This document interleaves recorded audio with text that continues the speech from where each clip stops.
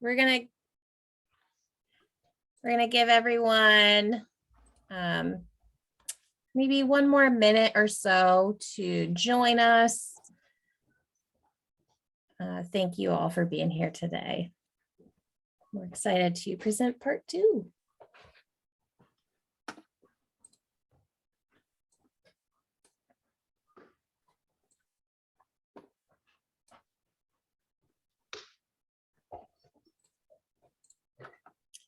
So as people filter in, I guess I can just go ahead and start with some of these housekeeping things.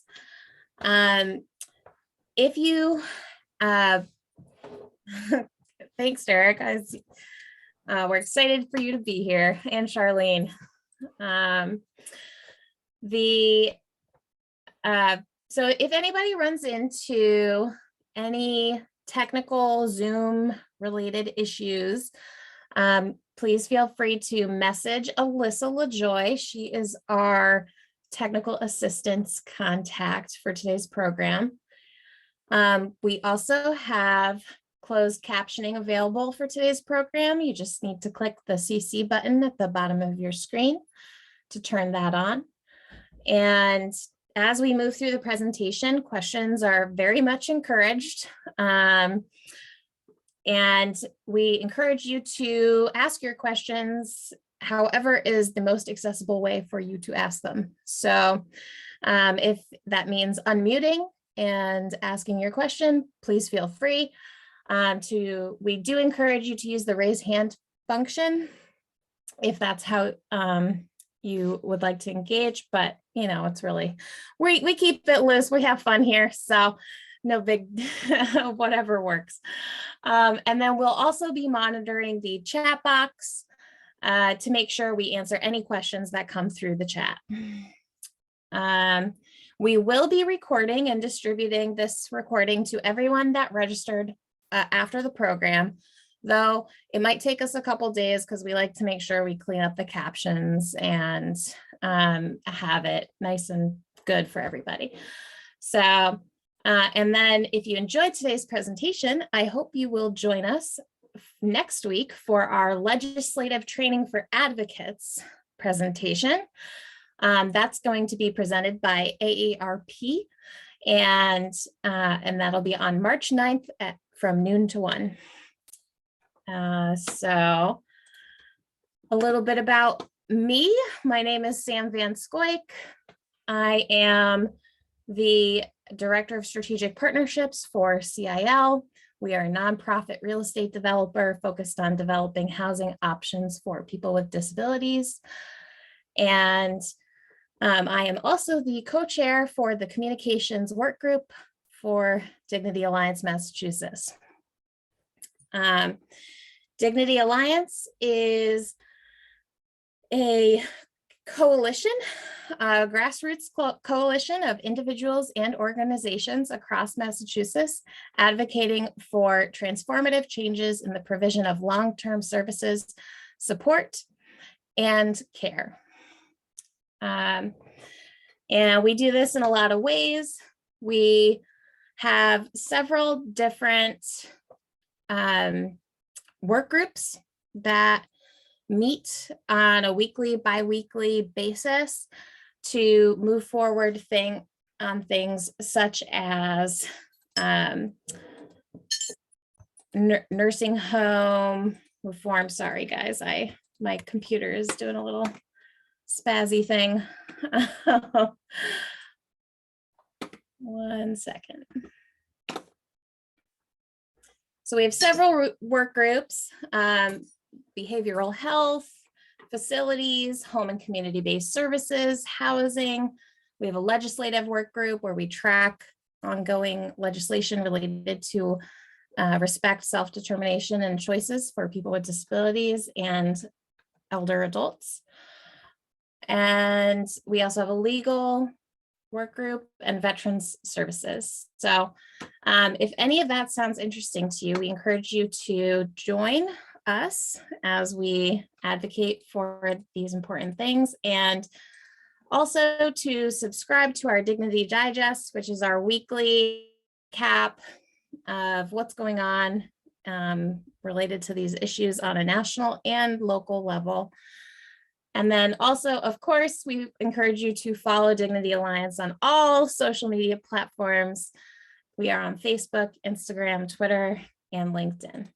And that is all for Dignity Alliance at this point, and I'll toss it over to Jules so we can get into today's content.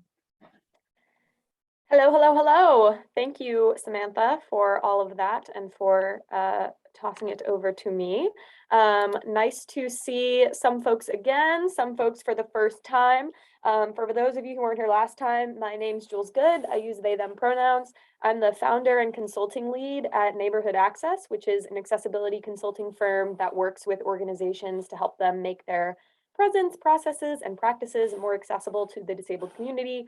I am multiply disabled myself and very, very passionate about accessibility. And I'm really excited to chat with you all today about how we can use social media to make really effective campaigns in the disability rights and justice space. So today's presentation is going to be a little bit more hands-on than last time. Last time I threw a lot of information at you that you had to absorb, and this time there's a lot more opportunity for us to engage and try things together. So we can all engage today. The format we're going to go through kind of is observe it, try it, know it. So I'll explain a chunk of things to you. We'll have you test it out, and then hopefully it will help it stick better in your brain. So if you would like to, when I prompt you to provide answers, you can put them in the chat. If the chat's not accessible to you, feel free to raise your hand and unmute yourself if you would like to answer, whatever way is the best for you to engage. Happy to make that work. So we're going to be going over today kind of the parts of what makes an effective messaging campaign. And this stuff, we're going to contextualize this in the social media space, but really this stuff works for all kinds of messaging campaigns, anything where you're trying to get a lot of people on board for something. So a lot of these concepts you can use, you know, in other spaces as well. So the first part of kind of figuring out what you want to say and who you're going to say it to is identifying who's who in the space that you're in. So there's kind of four main groups of people that you'll encounter as you kind of think through who's in the community that's relevant to your issue. One is your audience. So your audience is, you know, anybody who's going to see your content. And that could be people who are, you know, already interested in the work that you're doing. And it can also range to people who have no idea about the work you're doing. So this is definitely the kind of most broad and catch-all category. Next, we have impactees, which is the people who would be impacted by whatever the campaign is that you are, or the messaging that you're promoting. So if you're advocating for a specific policy, for example, impactees are the people who are going to be most affected by that policy. Decision makers, pretty self-explanatory. The people who ultimately make the decision about the fate of the thing that you're pushing for. So if it's a policy, you know, you have, it could be anyone from your municipal leaders to your state representatives and senators to your governor to regulatory commissions. So it all depends kind of on the issue that we're talking about, but the people who kind of have the most power and say in pushing something through. And then you have your allies, and allies are people who maybe aren't directly engaged in the issue in the same way that you are, but who still have a lot of stake in it, who still care about it, for whom the issue is, you know, relevant and related to some of the other work that they might be doing. So those are kind of your four main categories. And a lot of times there's overlap, especially in disability justice work, because disability can, you know, impact anybody at any time. It is one of those identities that is truly like all reaching. So definitely be sure to look for overlap when you're considering different people who will be receiving your messaging. So we're going to do a little try it activity about who's who. So the context that we're gonna operate in for these exercises, because I looked at Dignity Alliance Massachusetts legislative endorsements for this session, and one that I saw that is also relevant here in New Hampshire in our own way is the open meeting law. So the context here is you're trying to pass the open meeting law to allow remote access and participation for meetings of a public body. So based on these 4 categories that we just talked on, so audience, impactees, decision makers, and allies, how would you categorize a disabled resident of your state who cannot get to the state house in person? How would they be impacted by this policy? What category might they fall under? You can go ahead and put that in the chat or unmute yourself if that's easier for you. I think a person of those people would be both audience and impactees. Yes, very good. That is true. Cassie says an impactee. Yes, indeed. Impactee. Yeah, so that particular person is going to be directly and positively impacted by this piece of policy getting passed, right? Because they will go from not being able to participate in meetings at the State House to being able to remotely, if that's a more accessible option for them. What about your state's governor? Who would they be?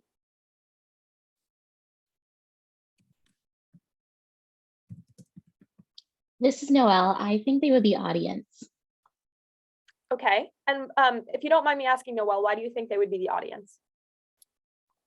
I'm not totally sure, but I think that because they're the ones who would be watching this campaign and interacting with it, although ultimately they would be making the decision, but I feel like any one particular actor wouldn't be the sole decision maker.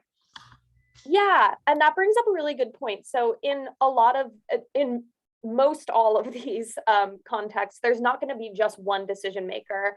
There's going to be people involved at different stages of the process who will make decisions that impact how it progresses. So I would characterize the governor primarily as a decision maker, but also, yes, as a member of the audience, because they'll be seeing, kind of what's going on. And Susan brings up a good point.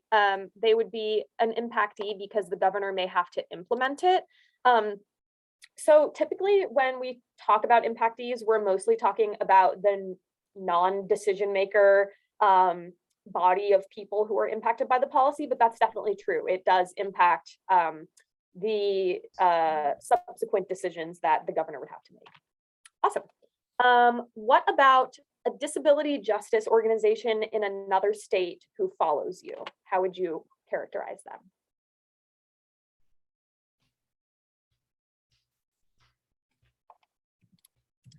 Allies. Yep.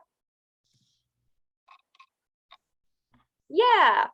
Yep. So I would definitely say they're an ally. So, because this is a state level policy, they're not necessarily directly involved in this, but let's say that there were folks in that state who wanted to get a similar policy passed there. They would be invested in seeing how this turns out in your state so that they can kind of follow that and hopefully replicate it if it goes well.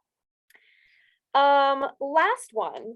What about an immunocompromised state representative who has not been attending in-person meetings during COVID?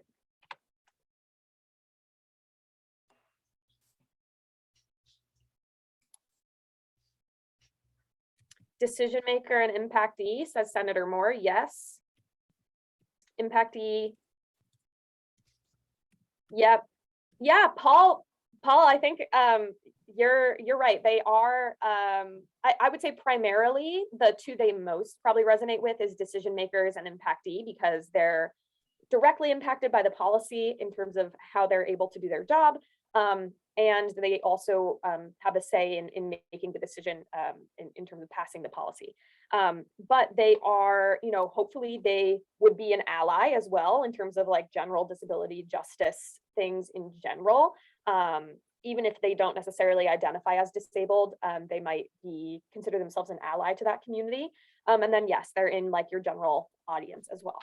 Very good, 5 stars, excellent job. So now that we know who we're talking to, the next thing to figure out is what the heck we're saying. So a lot of times, you know, the issues that we're dealing with in the disability justice space are really multifaceted. They are impacted by all different kinds of institutions and policies and decision makers.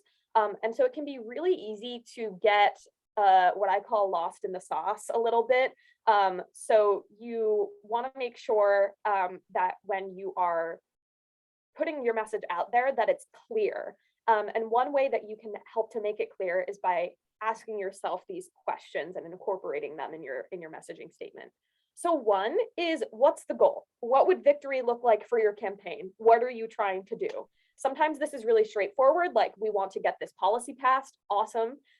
Sometimes it can be, you know, a little bit more complex if you're talking about, you know, multiple policies or trying to engage in the first step of a process that is ultimately leading to something else. But that's the first question to answer.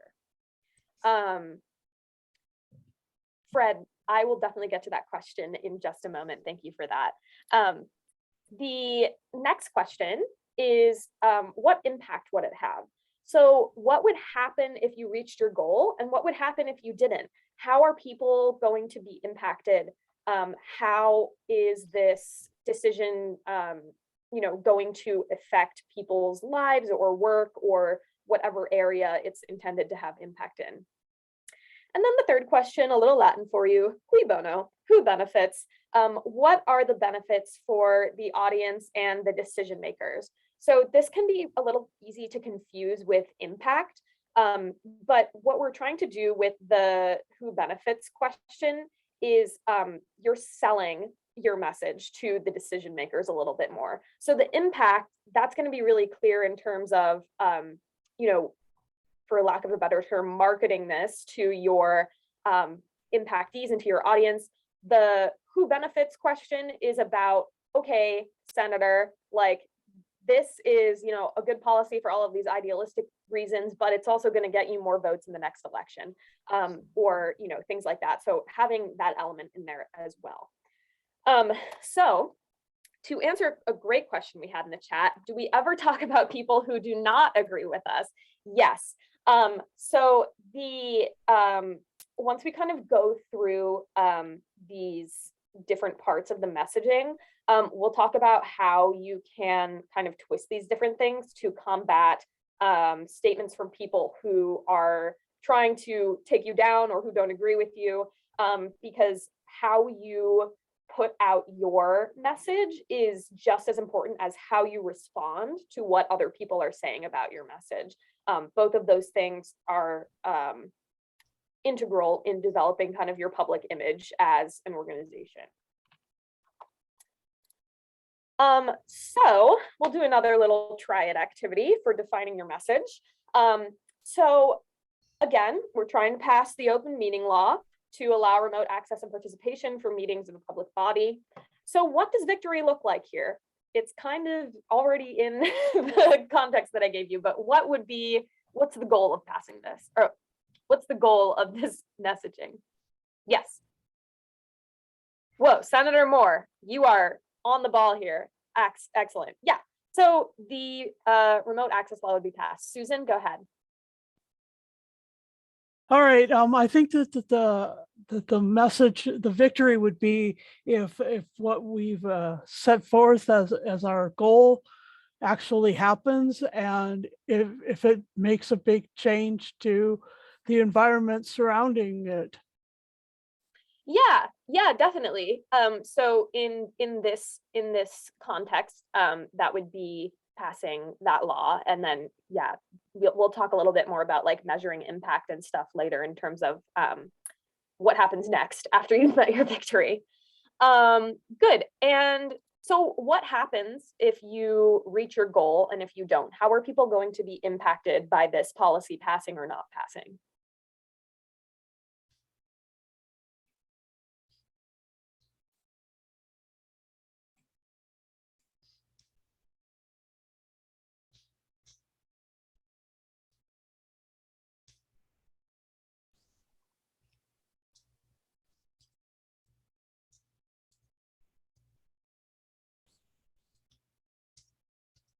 So if we don't reach the goal, then folks who would benefit from the open meeting law will not have an opportunity to express their views about various issues that come up.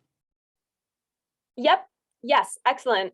And on the flip side, yeah, so Margaret's saying less democracy, more exclusion if it doesn't pass. On the flip side of that, if the remote access law does pass, do you think it's possible that more people would get involved and more people would be able to have their perspectives heard at public meetings? Yes. Yeah. Yes. Yeah. So, very good. Awesome. And then the last one, so how do the audience and decision makers benefit if you meet your goal? So for people who maybe aren't, who maybe don't have any issue getting to the State House, how would they benefit from a remote access option? And how would the decision makers benefit from allowing this policy to pass? I can answer. We're actually working on a version of this right now at my organization, the Disability Policy Consortium. And one of the biggest things we're trying to do is increase visibility for people who only speak ASL, because ultimately a whole different group of people can impact issues that you don't typically, or legislators don't typically think will affect people who are members of the ASL community. So if it's like general healthcare legislation, it's not translated into ASL, so deaf and hard of hearing voters can't get involved. But if ultimately our argument is, if everyone can get involved, you'll have more people engaging with your legislation. Yeah, awesome. Excellent. That's a really great example. And yeah, Margaret said something similar. Remote access by Zoom has been proven to enlarge audiences. Noel says, ultimately having a more engaged electorate is good for future legislators who are sponsoring legislation and trying to increase their visibility. Priscilla says, hearing more people and more viewpoints equals advanced democracy and social change. Yeah, so those are all excellent answers. Really good. Nice job thinking through that. So then, now that we know who we're talking to and what we're saying, the next step is to figure out the best way to get it out there to people. And there's kind of three different steps or types of influence that we're going to consider when we're thinking about this. So kind of the first phase is sharing knowledge. People aren't going to care about your policy, for example, if they don't know anything about how it impacts people or what it means or why they should care about it, right? So spreading awareness and resources, we're getting people informed. The second step is building will. So we want to incentivize people to get involved and let them know what the positive and negative outcomes are if they succeed. If you succeed, excuse me. So you want to get people motivated and help them understand why this is important, not just in general, but to them specifically.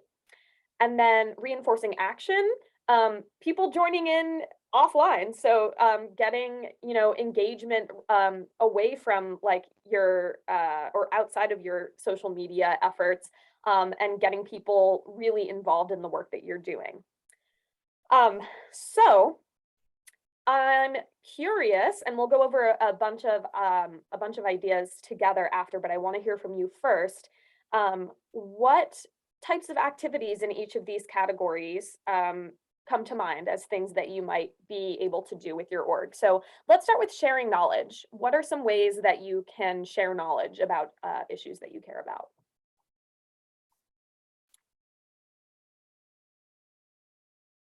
This is Noelle again, sorry. One of the things we're doing is making infographics, and I found that that's really helpful for social media, but also for analog forms of communication and mailing them out. Awesome. Yeah. So having, well-made infographics is a great way to share knowledge in kind of a succinct and eye-catching way. What else? Susan is asking a clarifying question. What do you mean by a negative outcome if you succeed under building will? sorry, maybe the grammar there was a little confusing. So it should, maybe a clear way to phrase that is, if you succeed, what would be the positive outcomes? And what would be the negative outcomes if you don't succeed? So kind of the like positive and negative incentives. Yeah, thank you for clarifying that. Other ideas for sharing knowledge? Do things like Twitter threads, maybe like a live question and answer that's like live streamed on your Facebook.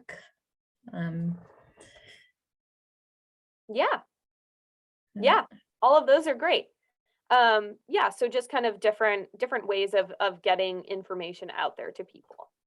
What about building will? This one can be a little bit tough, tricky to conceptualize, but Priscilla, can you explain what you mean by newsjacking? Oh, yeah. So newsjacking is when you're basically jumping on today's news and you're tying your issue or linking your issue to the event that's being discussed in the media or the issue. Yes. Oh, I love that. I've never heard that term before. That's like such a good way of saying it. Yeah, that's a great way to build will, because you're constantly recontextualizing your issue in the here and now. And so even if people maybe aren't super incentivized to get involved from the get-go, if you tie it to an issue that's happening currently that they care about, that might incentivize them to join in. Mhm. Awesome. Other ideas?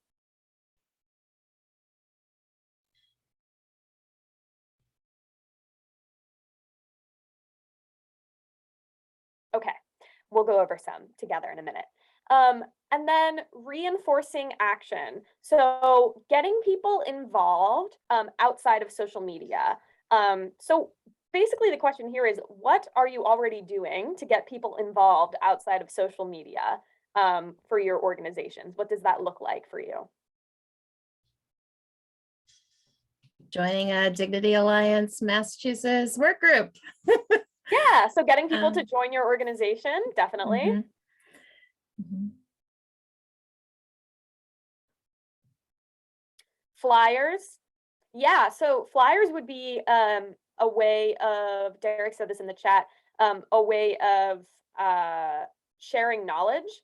But it's also, if you can get people engaged in passing out flyers, getting them to volunteer in that way, that's like a really great example of reinforcing action. Mhm. Yeah, and for the soon this year, a major uniting effort is going to be under the label Dignity Votes 2022. There are going to be lots of things where we're going to want people to be doing things that connect to asking candidates, making people aware of candidates and positions and all of that. So I think we're going to have a lot more opportunities for simple actions people can take related to things they care about. Yes, I love that. Yeah, and it's definitely you brought up a really good point. In terms of reinforcing action and the action that you're trying to get people to take, it's really awesome if you can offer like a number of different ways for people to get involved that range from like super quick, like signing a petition, to like coming out to a rally, joining a work group, like doing things that are more involved, because people have varying amounts of time and other commitments and things. But giving people an in wherever you can give them an in is great. Senator Moore makes a great point as well. Letter to the editor and op-ed, that's another really great way to get folks involved if that's their jam. Those can be super helpful in increasing visibility. So another thing is to organize meetings, whether they're virtual or face-to-face, with decision makers or with allies. Yeah, absolutely. And that's another way of sharing knowledge as well, specifically with decision makers, right? Is so you're kind of killing two birds with one stone. You've got more people involved by recruiting them to come to those meetings, and you're also sharing knowledge with important folks who have a say in your decision. And Susan said, tabling and information at conventions.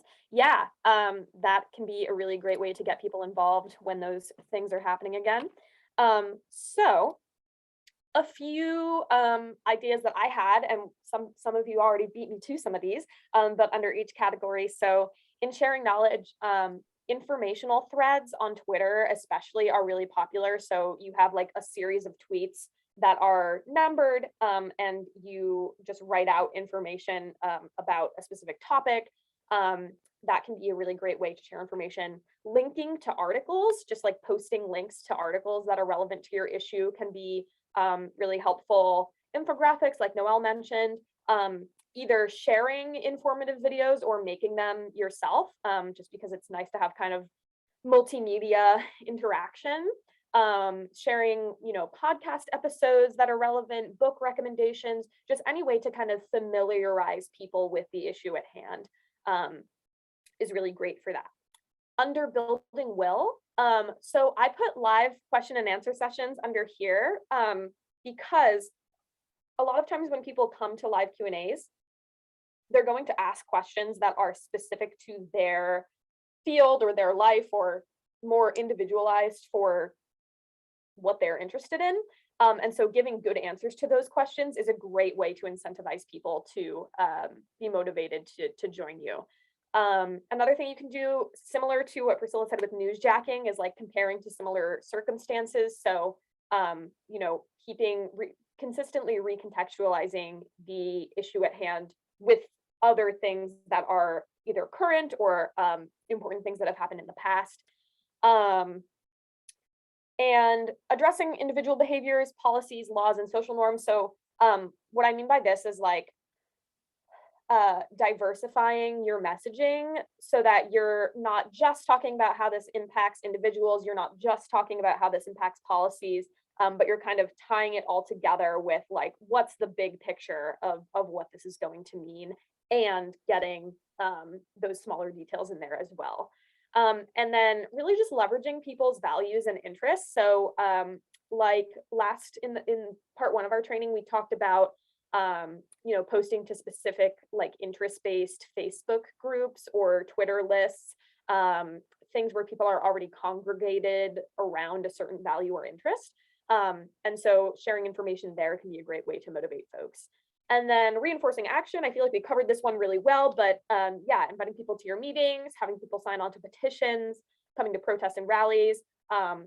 Press conferences can be great. Getting in touch with members of the press and just sharing press releases can be super helpful in terms of getting more folks involved. Fundraisers, events, all of that stuff. I'm gonna check our chat here.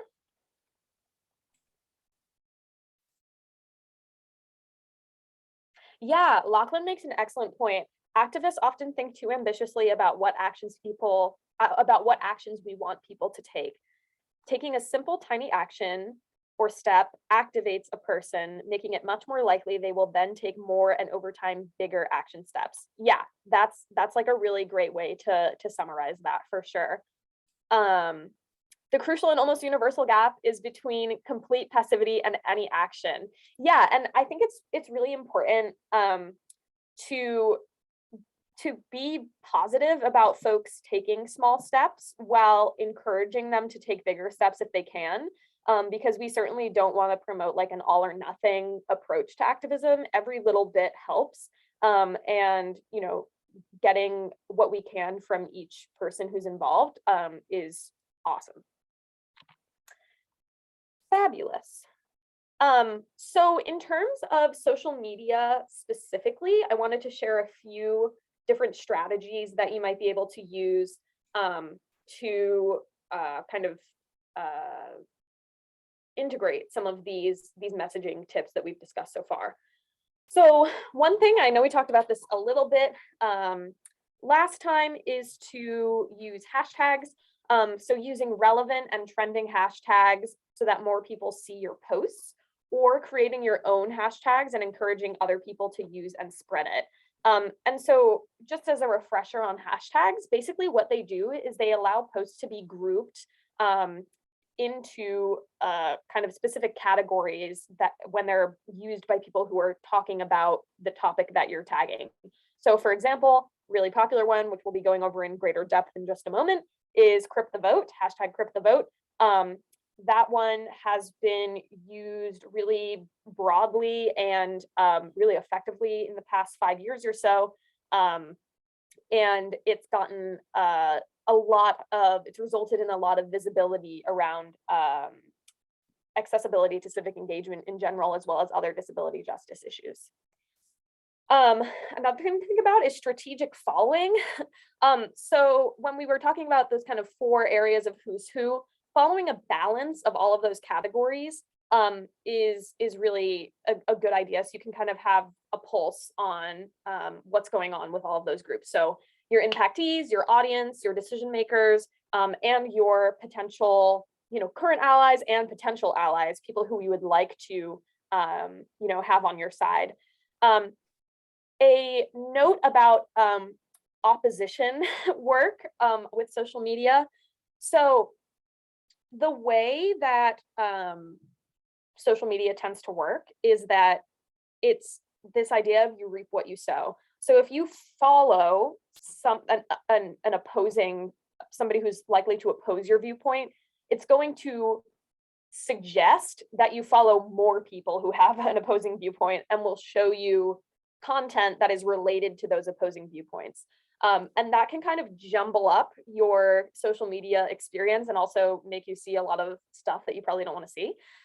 So what I suggest in terms of, looking at and analyzing the opposition is to either make a burner account to follow that stuff. So like an account that you're not really posting on, but one where you can just kind of get a lay of the land and see what's up. Or you can also just browse social media without having an account. So if you want to just look up like what is this particular senator saying, and get an idea of that, you can do that without having to mess up your algorithm and your account. Susan asked a great question about hashtags. Are hashtags used on other platforms besides Twitter? Yes. I would say they are next most commonly used on Instagram, and they serve the same purpose on all platforms. And then they are used on Facebook. I don't think they're not used as effectively on Facebook. And searching, like they don't, Facebook doesn't necessarily group things together very well by hashtag because most people don't use hashtags on their Facebook posts, but they are still present. And we'll have an example of a hashtag that made its way to Facebook as well. Commenting and direct messaging. So making mention of your initiatives in the comments of relevant posts where appropriate can be a really great tool. I'm going to share. Can you see this browser tab here? Yes. Yeah. So this is an example from, this is on Twitter, Alice Wong. So, this person tweeted, they're looking for things to include in a Disability Awareness Month display. And Alice responded with something about her work that's relevant to the tweet. So, hey, here's where you can find my stuff that you might want to include in this. So that can be a great way to get more eyes on the stuff that you're doing and just finding unique ways and places to post about it without like spamming your timeline with the same thing over and over again. Oh yes, Jerry, I will get to that momentarily. Mentioning people is a great tip. And then direct messages. So sometimes, especially journalists do this, which is why it can be really helpful to follow a lot of journalists on especially Twitter, because that's where they like to be for whatever reason. A lot of times they'll say, hey, I'm looking to talk to people about XYZ. My DMs are open. So if people are specifically asking for direct messages, it's a cool thing to do to direct message them with things that are relevant to what they're asking. You just want to be careful if somebody's not asking for DMs, and if they're, or if you respond to a call for a DM and they don't get back to you, it's important to not harass or badger people. Social media is an overwhelming place. Sometimes messages get missed. It's not, most likely it's not a personal slight against you. It's just that people have a bajillion streams of content going on at all times. So it's just important to be super respectful in DMs. Oh yes, Paul, thank you. So a DM is a direct message, and on we went over this a little bit in part one, but a DM is a direct message, and it basically allows you to directly message somebody's account. So it comes through kind of it's a similar interface to text messaging, but instead of messaging their phone number, you're messaging their account, and it all happens within the same app. I can show you an example of that momentarily. And then also in this camp, with our Jerry's question, how to use the mention of specific prominent people. So you can on Twitter and on Instagram and Facebook, actually, when you are tweeting, oops, that's not where I want it to be. When you are tweeting, so let's say that I am addressing this tweet to my friend Sarah, okay? So I'm gonna type in her at, and as you can see, I follow a bazillion people named Sarah, so I'm gonna look for the right one, Sarah Fish. And I'm gonna say, you're the best. And then I'm gonna tweet it because she is the best and I love her. And that is how you can, so she'll get a notification that specifically says, Jules Good tweeted at you.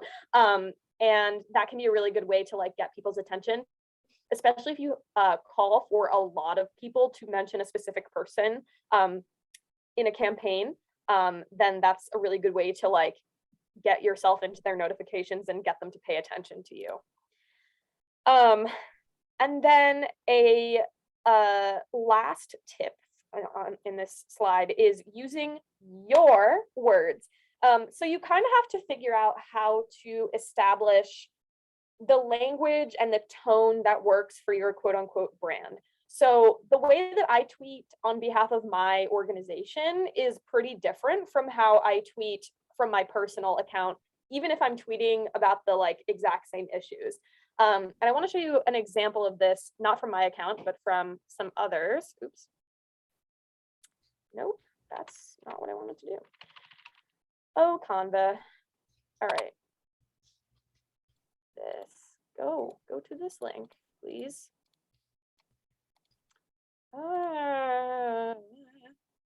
Sorry, y'all. I did link this. Okay, well, that's not going to happen. So I'm going to show you a different one. So you can see, for example, we have two different people tweeting about the State of the Union address last night. One of them, Emily Ladau, 10 out of 10, we love her. She is an author and a disability justice advocate, you know, working as an individual in this space.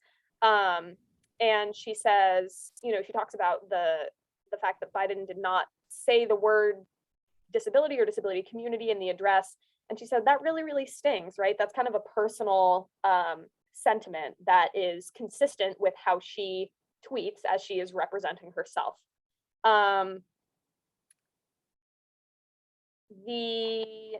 Another example from something different is,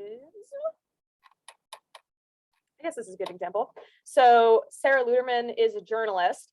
And while this is her personal account, she is always representing herself as a journalist for 19th News on Twitter. And so her tweet is a little bit more straightforward and factual. So very mixed bag for the disability community tonight. President Biden did recommit to funding home care and lowering insulin prices, but also the new pandemic strategy doesn't seem to involve masks. So she's tweeting more about like factual information because she's a reporter. So I show you that just to encourage you to think about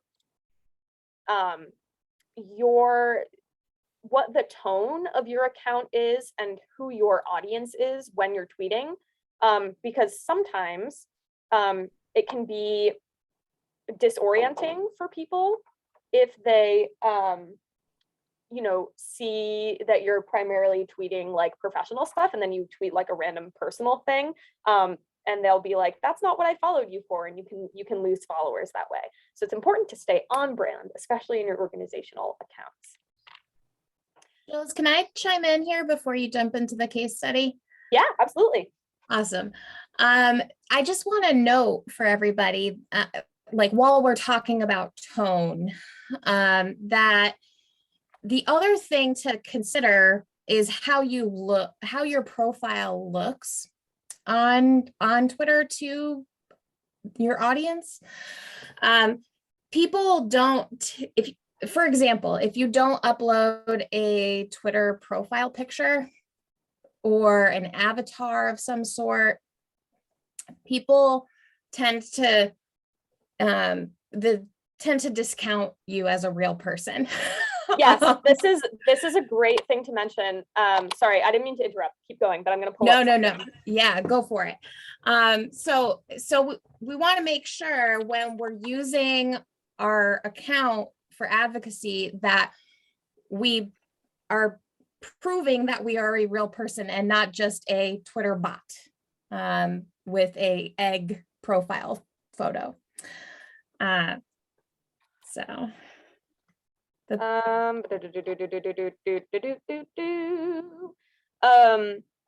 So okay, this is kind of a funny example. So what Samantha's talking about is there are people who will create accounts on Twitter that are run by artificial intelligence. Like they're not maintained by an actual person. It's like a bunch of computer code and that's it. It's not a person. And these bots have been leveraged to spread disinformation, to be purposefully combative with people on Twitter to elicit, engagement, because unfortunately, the type of content that gets the most engagement is stuff that makes people really angry or elicits a really extreme response. And so this bot, for example, Scenes from a Hat bot, just posts prompts from Scenes from a Hat every hour. So it's not like a person who's going in and doing this every hour. They have a code set up that's doing this, and they're posting content from Scenes from a Hat every hour. And while this is a fun and lighthearted and good bot, there are also bots that might not even say they're bots and might just be there to incite people. And those are the types of profiles that Samantha's talking about, who don't have a profile picture. Oftentimes their username will just be like either just a bunch of numbers or like maybe a first name and a bunch of numbers. And that doesn't always mean that somebody is a bot, but like it's a pretty good indication. So it's important to be mindful of that as you are on the internet. And I'll share some resources in the follow-up resources I send along about how to identify bots and more things like that. Jerry asked a really good question. How can we have multiple accounts? Twitter seems to determine who you are by your phone number. So you can set Twitter up to verify you by email address rather than phone number. So you do need multiple email addresses in order to create multiple Twitter accounts. But it is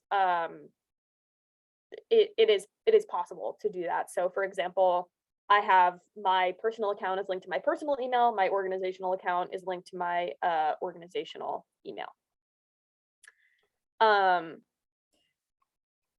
And Twitter does make it very easy for you to toggle between accounts. So if you do want to set up, a burner account, like Jules suggested earlier, to look at opposition tweets, it's very easy to switch which account you're interacting as. And we can also include, how to switch between accounts in our follow-up materials. So yes. Yeah, and Derek makes a good point too. There's also burner email address services that you can use for account creation. And yes, and Instagram is very similar. It's easy to switch between accounts there as well. Fred asked a good question. Is everyone on social media using their actual names? No. So some people are tweeting as an organization. So instead of an individual, it's like tweets from an organization. Some people use aliases online that can be whatever you want. Anonymity can be a very important safety thing for people on social media. So there are a lot of people tweeting from fake names. But I would say in the disability justice space, I mean, especially things related to like actual policy and stuff, the stuff that you need to be concerned with is mostly people who are tweeting from either their own accounts or from an organizational account. And then, you know, when you have like senators, representatives, public officials, a lot of times they'll have an account that's like me as like Senator Jones, and then like a separate account that's their personal that's like me as Bob Jones, like, so it can kind of separate their lives a little bit that way. But yeah, that's a good question. So in our last few minutes here, I would like to kind of take us through a case study of a social media campaign that has been very, very effective. And it is just a really good example of a lot of the things that we have touched upon today. Some of you may be familiar with the hashtag #CrypTheVote. It was started by a few disability justice activists, Alice Wong, Andrew Pulrang, and Greg Baratan. And essentially, they just started way back in 2017 using this hashtag. They came up with this hashtag and just started tweeting with it all the time. And now it has been used millions of times across social media platforms and has become a really uniting way to identify tweets that are about disability justice and policy. So one of the methods that they've used that has been really effective in getting engagement with this is having live chats. So they will tweet out like, hey, on Monday, we're gonna have a #CrypTheVote live chat at 7 o'clock, tune in, see what's up. You can, at that time, search for the hashtag and you'll see these prompts that, in this case, Alice Wong, who is leading the chat for this one, is posting. So she kind of explains the format. Remember to use the hashtag #CrypTheVote hashtag when you tweet and any others you'd like to add. If you respond to a question such as Q1, question 1, your tweet should follow this format, A1, so answer 1, and your message, and then the hashtag. So here's an example. Question 1, she asked, before we get started, feel free to introduce yourself. If you're comfortable, please share how you are doing now and what 2020 to 21 has been like for you. What brings you joy and comfort in these times? So that's the prompt. And then if we go to the replies, some people have replied directly. So you can see from Rebecca Coakley, A1, so she's indicating that she's answering that first question. My name is Rebecca, 2021 was rough, but saw great opportunity too. Joy comes in books and Legos and a measurable time with family, hashtag #CrypTheVote. So now when we, if we were to search for that hashtag during this time, we would see all of these answers come up that are associated with this chat. So you're able to engage people asynchronously, so, you know, not at the same time, to respond to these prompts and be thinking about things that are relevant to what you're talking about. And they tend to get a lot of engagement, which is really quite cool. And this hashtag has really grown over time, and we'll kind of talk through that aspect as well. The other thing about #CrypTheVote that's really cool is they started this thing called, in 2018, during that election cycle, called the #CrypTheVote Challenge. And this was a way to, their end goal was to get candidates for office to talk specifically about their disability policy platform. And answer for a lot of the important disability questions in terms of policy that people have. So the challenge was at or mention the candidate that you're asking a question for and ask them the questions that you have about disability policy. And so what this resulted in is a bunch of candidates, particularly presidential candidates at that time, getting inundated with questions about disability policy stuff. And it actually prompted Julian Castro to release a dedicated disability policy platform for his campaign, which was huge. Nobody like ever does that.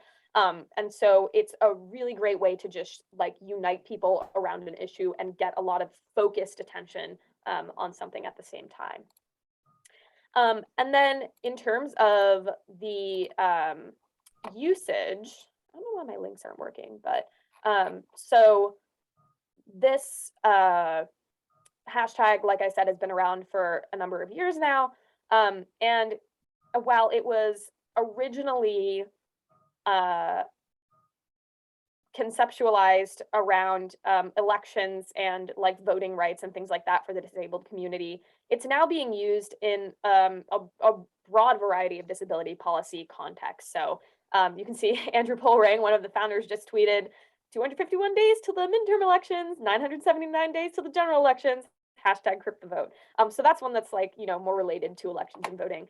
But you can also see, for example, we've got this this really big court case right now with the Los Angeles Community College District related to accessible educational materials. And that's like a big deal. And so he's tagged that with hashtag Crypt the Vote. And a bunch of people were using it watching the State of the Union address last night, talking about the fact that, you know, Biden didn't necessarily specifically address the disability community and a lot of the issues that he was talking about. So it's become kind of this more broadly used thing. And it's become a really great way for, you know, people in the disability justice space to find each other and unite around, you know, the issues that they're all working on. So that is the end of my presentation. I know we are just about at 1 o'clock, but I'm happy to stick around over time if anybody has questions or anything they're unclear on. So I'll just open it up to you either in the chat or by unmuting yourself. And while we're waiting for questions to filter in, Susan makes a great point with sharing her Twitter handle. If you want to, if you have a Twitter handle you want to share, feel free to drop it in the chat and maybe we can all follow each other. Yes, love it. Thank you, Priscilla. I love a good last name joke when it's in this context, so thank you. Oh, somebody messaged me directly about finding something on their own Twitter page. So if you click on your own profile picture, that will take you to your profile and you'll just see your tweets. And then they're arranged chronologically. So if you tweeted it like just now, it should be at the top of your page. If you tweeted it a while ago, you might have to scroll back a little bit, but that is how you find your own tweets. Yes, oh, Derek, thank you. Be sure to follow our social media at Neighborhood AC3 for neighborhood access. Derek is on our public engagement team, so I'm glad they're on the ball on that. Yes, love to see all of your handles here. I'll drop mine in there as well.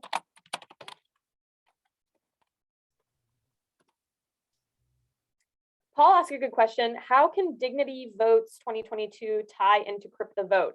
So, you know, any voting rights effort within the disability community is related to Crypt the Vote, right? Because we're talking about the voting justice and voting access for the disabled community.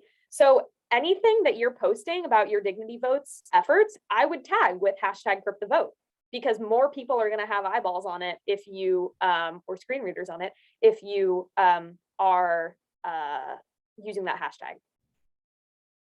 Yep.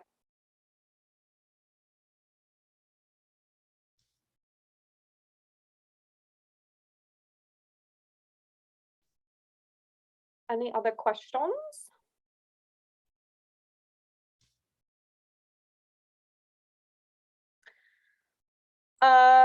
Susan, good question. No one owns a hashtag.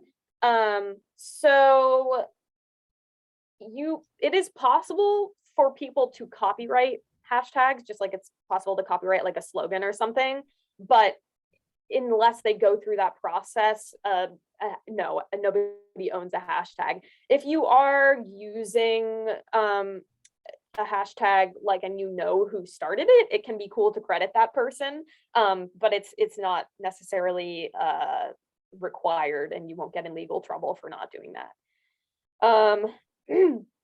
Noelle asked a great question. When you're doing Instagram live streaming sessions, is there any way to make automatic captioning?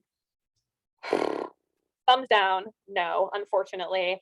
Yeah, it's really frustrating. And there is technically a way to do it, but like, I have a computer science background and I like couldn't even figure it out. Like it's very complicated to do it. So in terms of making your Instagram lives accessible, it is, if you can record it and then caption it and then post it, then that can be a good way to make it accessible. I know that doesn't make it accessible in the live moment, which is very frustrating. But that is a good thing to badger Instagram about. Fred asked a good question. Is there a difference between a tweet and a notification on Twitter? So a tweet is like actual content that you post to your page. And anybody who follows you, and if your account's public, anybody technically can see it. A notification is Twitter notifying you when something happens with your account. So when somebody likes a tweet that you posted, if somebody retweets something you posted, and those are not public, those are just things that you see. Paul asked a good question. Can a hashtag be taken hostage and misused? If so, any prevention methods? I mean, in theory, yes. I'm trying to think of an example of a time this has happened. I think in terms of prevention, though, like free speech, right? People can tweet whatever they want, unfortunately. If somebody is using your hashtag in a context that is specifically, harassment or abusive or something that violates Twitter's policies, you can definitely report it. And they might face consequences for that. Unfortunately, Twitter has not been awesome about punishing harassment and abuse for specifically accounts run by disabled people and other marginalized folks. But yes, you can report things in that way. Yes, and also if somebody's using your hashtag, Derek makes a good point. Like a lot, and for like unrelated things that they're like just using the hashtag to use it, you can report that as spam, and that will likely get it taken down potentially if Twitter gets this act together. And then just in terms of like strategies for preventing that, you can, well, yeah, there's really no concrete way to prevent it, unfortunately, but I think that most of the time, because of the way that the Twitter algorithm works, like the people who are going to see your hashtag to use it in the first place are people who are already invested in the issues that are related to the hashtag. So hashtag spamming is not super common, and not something that you should like lose sleep over. But yes, it is good to know that it can happen. Yeah, and that kind of ties back to the what we talked about in part one, where it's important to research any kind of hashtag you're going to use. And so you can see how people are using it. And if there are bad actors using that hashtag, you know that going into it. So. Yeah. Derek, did you want to say something? Sure.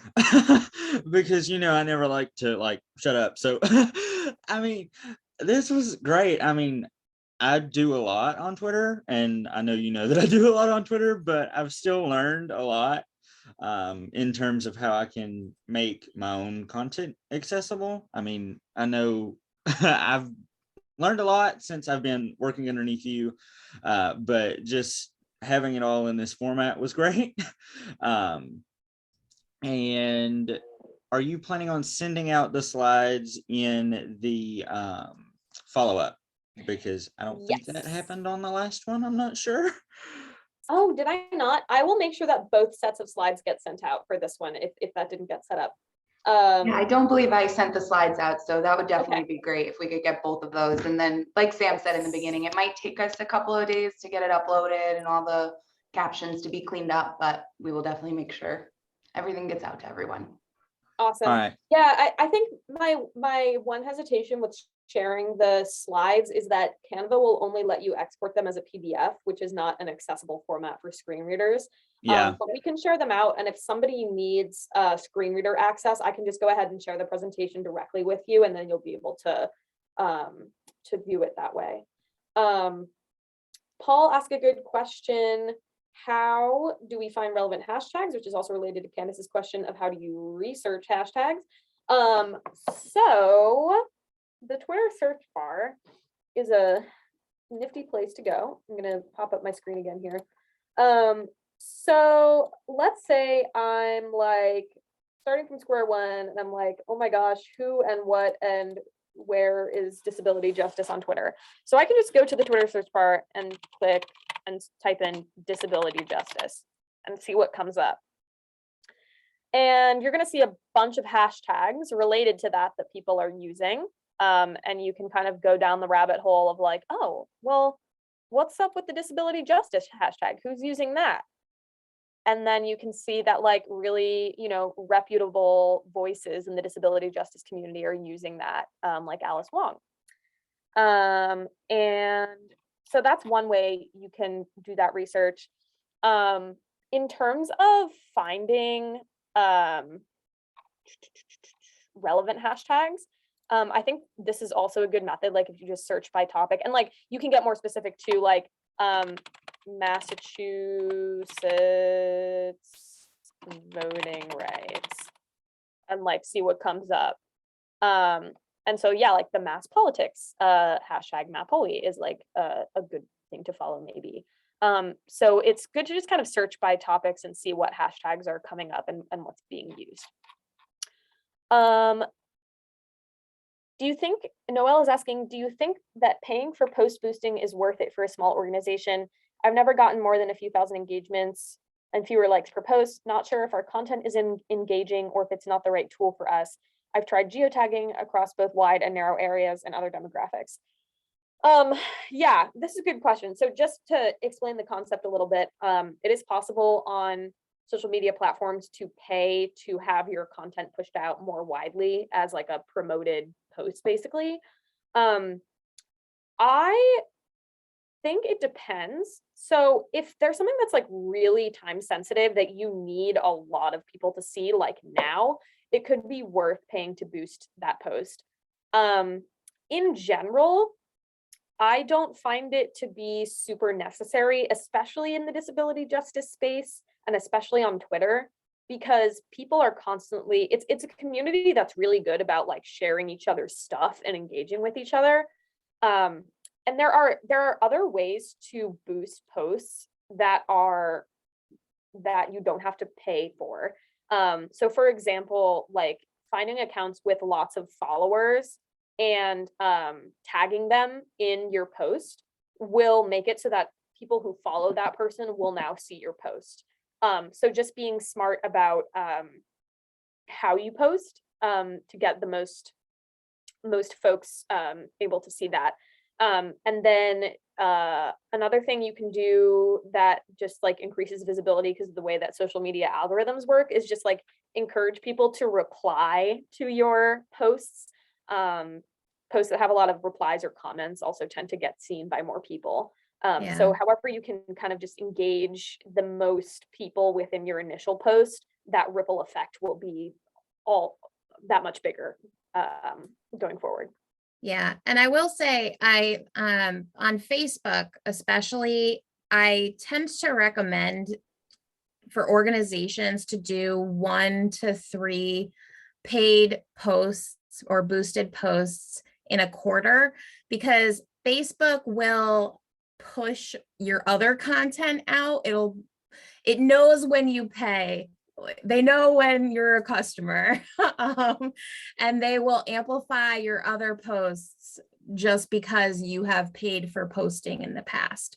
So I agree with you that the it's most of the time it's not worth it, and it doesn't give you the results that you are ever hoping for. I've played with it a lot. I've done the geotagging, so I hear you on that. That is the main benefit, and that's what a lot of the, you know, the digital marketing folks would say is to do, even if you just do one a quarter, it really does help the reach of your other posts. Yeah, that's a really good point. That's a specific to Facebook thing. So I'm not sure. I'm not as familiar with boosting on other social media. It's pretty similar across the Yeah. board. I would say Instagram and Facebook make it the easiest to do it. Twitter, it's a little bit more like convoluted, but also possible. Yeah. But yeah, that's a good point.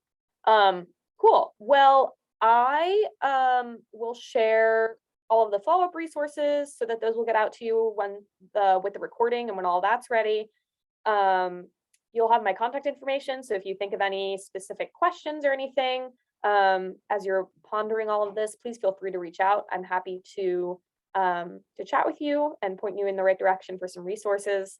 And thank you all so much for coming. Thank you, Samantha and Alyssa, for having me. And I hope you have a great rest of your day. Thanks, everybody. Thanks, everyone. Have a good one.